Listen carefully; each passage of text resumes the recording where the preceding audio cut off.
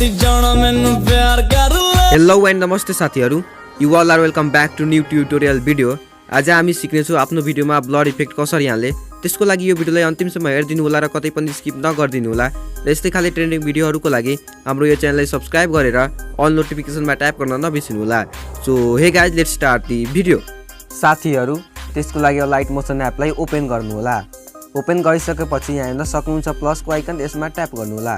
यति गरिसकेपछि यहाँ 9:16 को रेशियोलाई सिलेक्ट गरेर क्रिएट प्रोजेक्टमा ट्याप गरिदिनु होला। यति गरिसकेपछि प्लसको आइकनमा ट्याप गर्नु होला, मिडियममा जानु होला। यहाँ ट्याप गरेर आफ्नो भिडियोलाई सिलेक्ट गर्नु होला। जस्तै म यसलाई सिलेक्ट गरेँ र प्लसको आइकनमा ट्याप गरिदिनु होला। यति गरिसकेपछि आफ्नो भिडियोमा ट्याप गर्नु होला। इफेक्टमा जानु होला, एड इफेक्टमा जानु होला। यहाँ हेर्न सक्नुहुन्छ सर्च बक्स, त्यसमा ट्याप गर्नु होला। र यहाँ चाहिँ हामी लेख्छौँ लिनियर। हेर्न सक्नुहुन्छ म लेख्दैछु लिनियर। लेखिसकेपछि हेर्न सक्नुहुन्छ लिनियर स्ट्रिक्स, यसमा ट्याप गर्नु होला। यति गरिसकेपछि हेर्न सक्नुहुन्छ स्ट्यान्डर्ड सेटिङ, प्लसको आइकनमा ट्याप गरिदिनु होला। यति गरिसकेपछि सुरुमा आउनु होला, भिडियोको सुरुमा आउनु होला।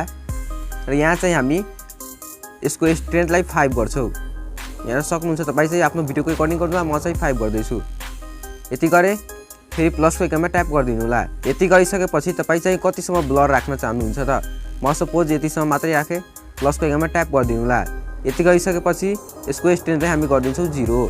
यति गरिसकेपछि फेरि भिडियोको लास्टमा आउनु होला, यहाँ प्लसको आइकनमा ट्याप गरिदिनु होला। यति गरिसकेपछि अब फेरि सुरुमा आउनु होला र यसको एङ्गललाई हामी इन्क्रिज गर्छौँ। जस्तै म यहाँ गर्दैछु, हेर्न सक्नुहुन्छ।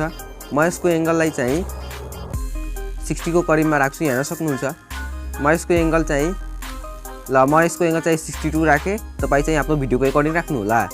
यति गरिसकेपछि 3 डटमा ट्याप गर्नु होला, डुप्लिकेटमा ट्याप गरिदिनु होला। यति गरिसकेपछि हेर्न सक्नुहुन्छ यसको डुप्लिकेट आइसकेको छ, यसमा ट्याप गर्नु होला। र यहाँबाट हामी एङ्गललाई अझै इन्क्रिज गर्छौँ।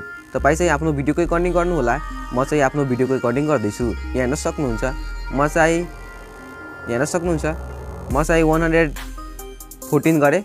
तपाईँ चाहिँ आफ्नो भिडियोको रेकर्डिङ गर्नु होला। यति गरिसकेपछि फेरि 3 डटमा ट्याप गर्नु होला र डुप्लिकेटमा ट्याप गरिदिनु होला। यति गरिसकेपछि फेरि डुप्लिकेट गरेको लेयरमा ट्याप गर्नु होला। यति गरिसकेपछि हेर्न सक्नुहुन्छ एङ्गल, यसको एङ्गललाई फेरि इन्क्रिज गर्नु होला। तपाईँ चाहिँ आफ्नो भिडियोको रेकर्डिङ गर्नु होला, म चाहिँ आफ्नो भिडियोको रेकर्डिङ गर्दैछु। म यसलाई चाहिँ 150 को राउन्डमा राख्छु। यहाँ हेर्न सक्नुहुन्छ। यति गरिसकेपछि अब ब्याक जानु होला र खाली ठाउँमा ट्याप गर्नु होला। यति गरिसकेपछि हेर्न सक्नुहुन्छ हाम्रो भिडियोमा ब्लर इफेक्ट आइसकेको छ। अब चाहिँ हामी यहाँ ट्याप गर्छौँ, एक्सपोर्टको अप्सनमा ट्याप गरेर यसलाई गरिदिन्छौँ export. Thank you so much for watching this video. र यस्तै भिडियोहरूको लागि हाम्रो यो च्यानललाई सब्स्क्राइब गरेर अल नोटिफिकेसनमा ट्याप गर्न नबिर्सिनु होला।